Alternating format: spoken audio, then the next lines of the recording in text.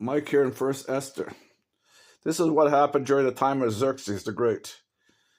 The Xerxes, who ruled over 127 provinces, stretching from India to Kush, northern Africa.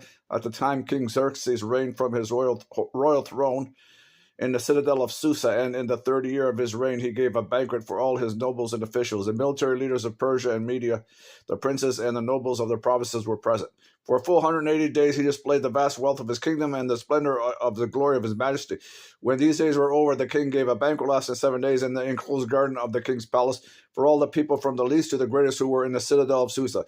The garden had hangings of white and blue, with linen fastened with cords of white linen and purple material to silver rings and marble pillars. There were couches of gold and silver on a mosaic pavement of porphyry, marble, mother of pearl, and other costly stones. Wine was served in goblets of gold, each one different from the other, and the royal wine was abundant in keeping with the king's liberality. By the king's command, each guest was allowed to drink with no restrictions, for the king instructed all wine stewards to serve each man what he wished. Queen Vashti also gave a banquet for the women in the royal palace of King Xerxes. On the seventh day, King Xerxes was in high spirits from wine. He commanded the 7 eunuchs who served him, Mehumun, Biztha, Harbona, Bigtha, Abagatha, Thessar, and Kakas, to bring before him King Vashti, wearing her royal crown in order to display her beauty, to show her off to the people and nobles, for she was lovely to look at. But when the attendants delivered the king's message, Queen Vashti refused to come.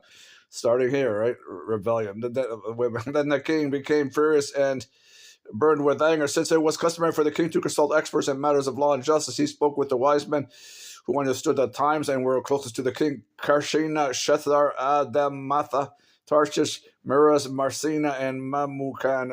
The 7 nobles of Persia and Media who had special access to the king and were highest in the kingdom according to the law. Excuse me. What must be done to Queen Vashti, he asked.